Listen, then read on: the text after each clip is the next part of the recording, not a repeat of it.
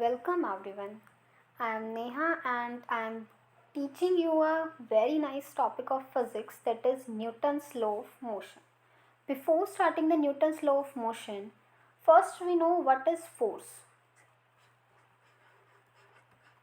So force, it is a push or pull.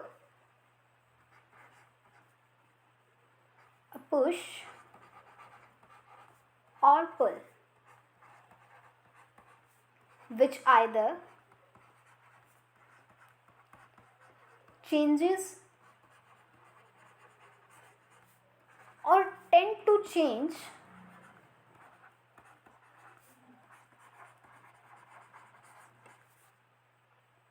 the state of rest or uniform motion.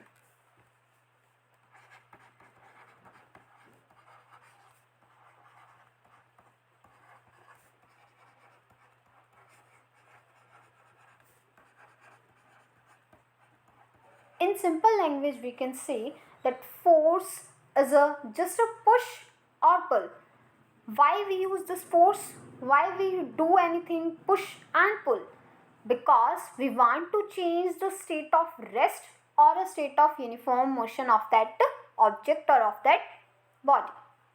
So now we are going to start Newton's law of motion, the basic topic of physics.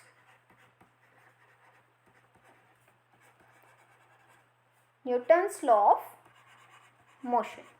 Newton gives three laws: first law, second law, and third law. Firstly, we are dealing with the Newton first law of motion.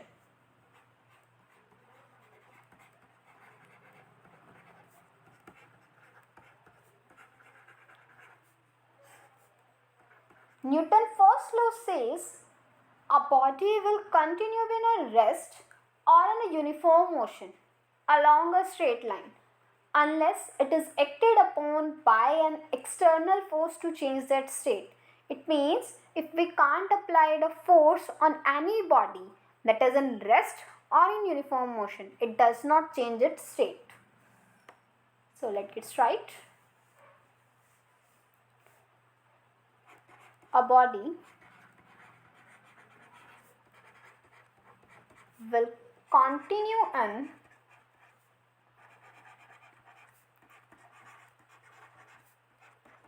to be in state of rest or uniform motion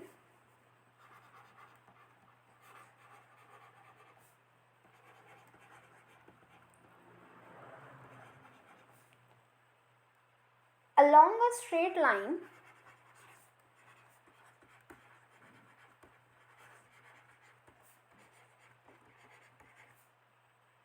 unless it is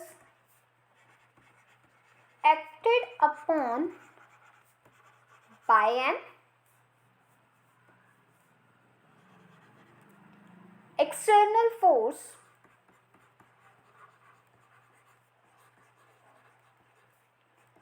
to change that state.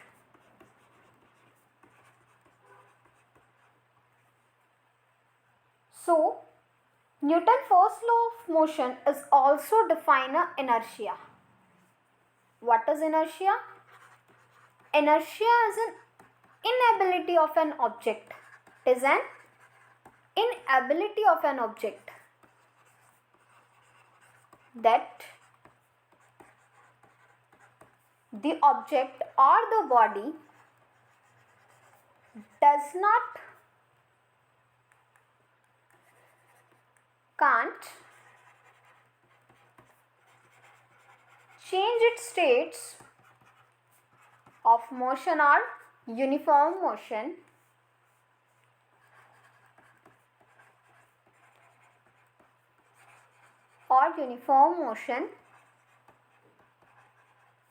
of its own. So, inertia, what is inertia? It is an inability of a body that the body cannot change its state of rest or uniform motion by its own. Now, we have a different types of inertia. Types of inertia. Actually, inertia is of three types. First is inertia of motion.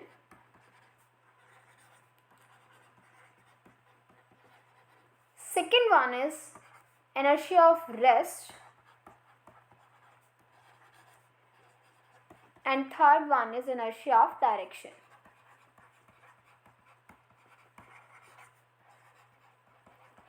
Inertia of motion means that an object cannot change its state of motion of its own. State of motion. That then a body cannot change its state of motion of its own. We can take a very nice example for this. When a bus stops suddenly, passengers fall forward because, why the passenger fall forward? Because their lower body comes at rest and upper body will be still in motion. That's why body tries to continue in a motion and the human body will fall forward because due to the inertia of motion.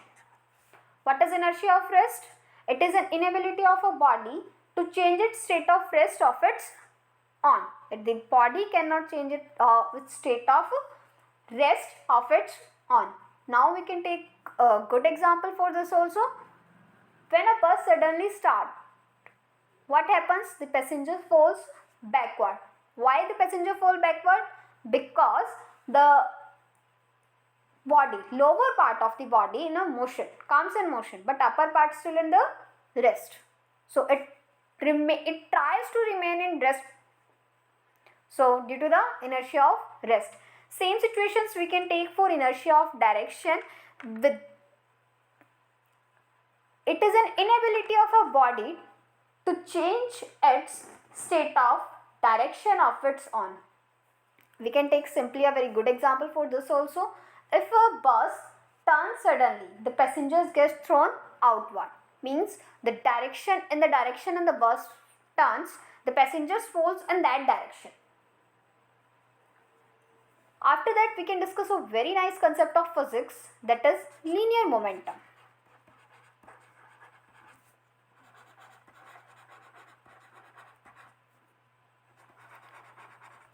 Linear momentum means it is a quantity of motion contained in the body. Means we can define a linear momentum in a very quaint manner, that is, it is a product of mass and velocity. It is a vector quantity, so we use vectors here. So what is the direction of momentum? Here's the question arise, what is the direction of this momentum? It is in the direction of velocity. Now we can take three cases. Case 1, since P is equal to mv, if v is constant, means it is same everywhere. So what is the graph for the situation? So here it is m and p. V is constant. So this is V is constant. For this we can take a very nice example. When two objects are moving with same velocity, so heavier, just the body having heavier mass, having larger momentum. We can take, here it is 10 kilogram and here it is 20 kilogram. Simply, so 10 kilogram body having momentum this much and 20 kilogram body having momentum this much. So heavier body have higher momentum and larger momentum as compared to the body which having smaller mass. Case 2.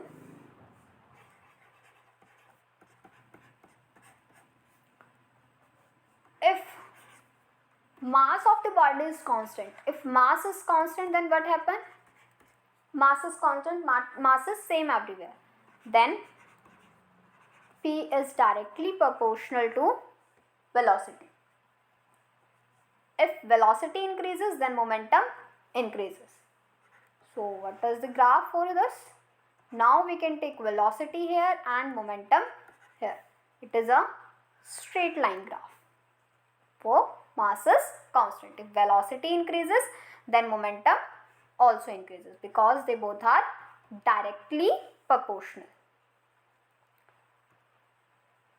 Next is case third. Now we take momentum is constant. Now what happens? If momentum is constant, then what is the formula? P is equal to mv. So V is equal to P by M.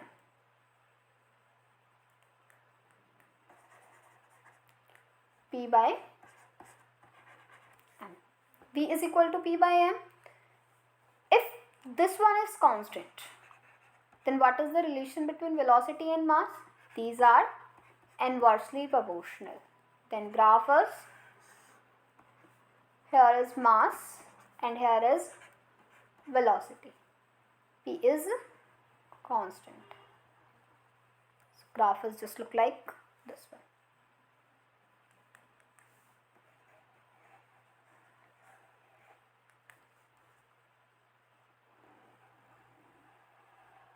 Something like this.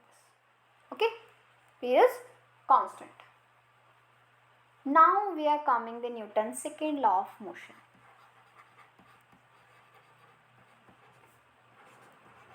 Newton's second law of motion. What does it say? Newton's second law of motion says that rate of change of momentum is directly proportional to the external force applied on that body. That is, rate of change of momentum is directly proportional to the force applied on body, and the linear momentum takes in direction of applied force. Otherwise it will be negative. Or another definition, that is applied force is equal to the product of mass and acceleration. Now prove Newton's second law. So here we can consider on applying a force F. Consider on applying a force F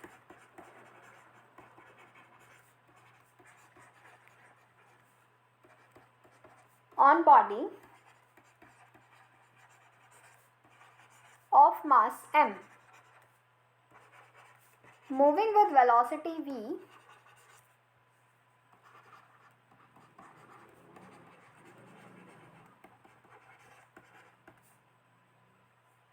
so let in small time dt, the momentum gets changed by dp.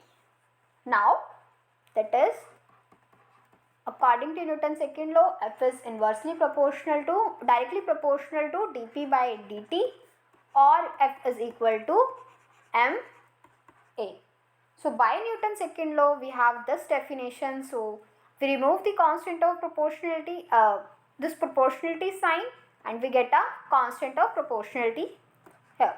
So F is equal to k dp by dt. Here k is a constant of proportionality.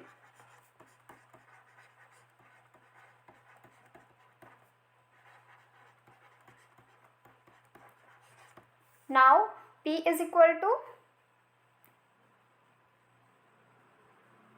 mv. So F is equal to k and P is mv. So we put here mv. Here m is constant, so we take out of our differentiate dv by dt, and dv by dt is acceleration.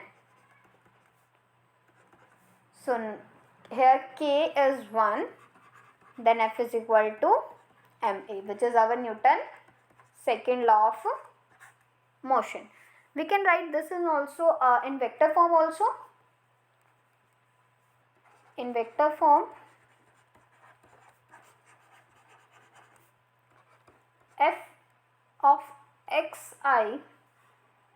Now we write direction and magnitude differently. So f of x I cap, f of y j cap, f of z k cap, which is equal to m ax I cap, ay j cap, az k cap. Now after comparing we get f of x is equal to m ax, f of y is equal to m ay, and f of z is equal to m of az.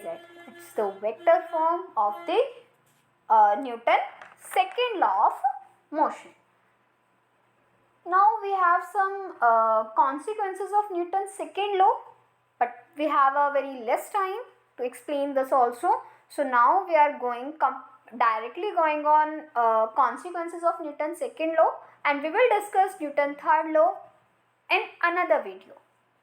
So now on consequences of Newton's second law.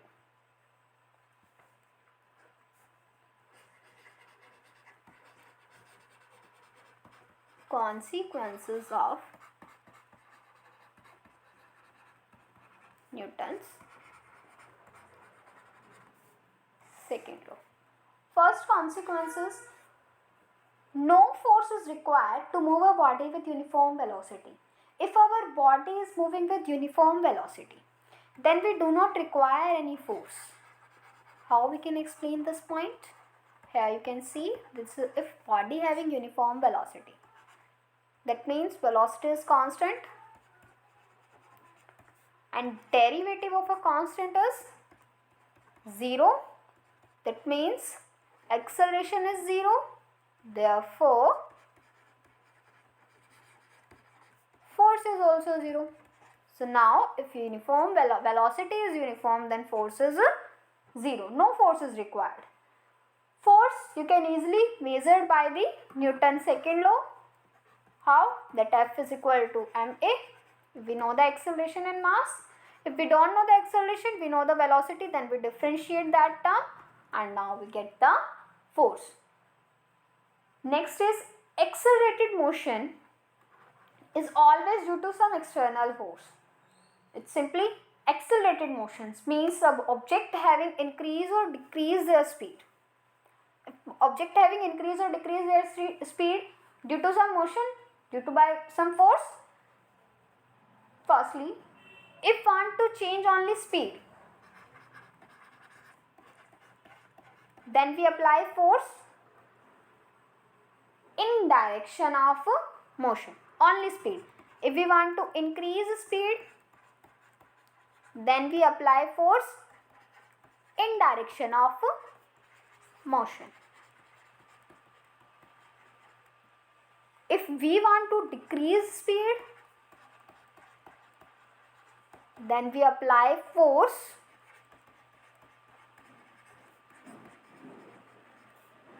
in opposite direction of motion.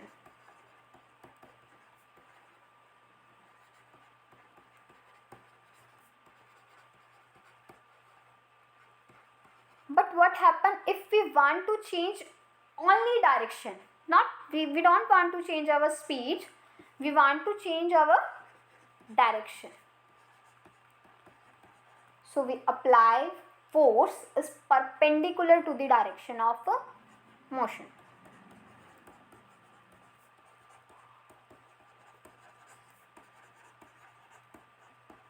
But what happens if we want to change both? We want to change speed and as well as directions. Then what can we do? We apply force at some angle. When we apply force at some angle, then their speed is changed as well as its direction is also changed. Fourth, explain the concept of inertial mass also.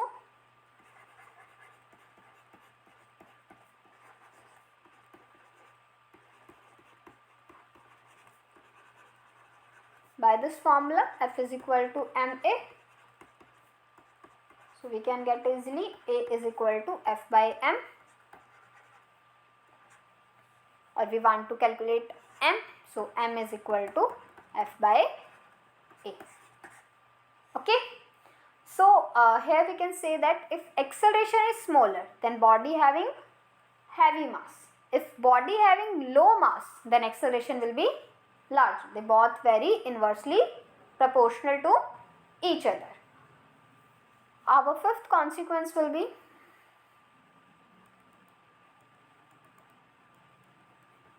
fifth one is here. Slope of momentum time graph. What can it give? Give the value of force. See, dp by dt, small amount in momentum and small change in time, which is equal to force. You can also see here.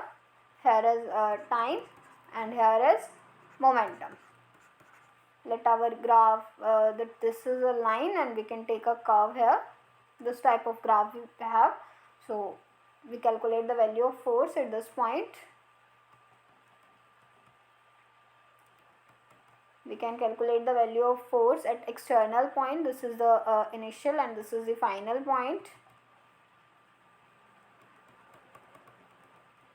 This one is here.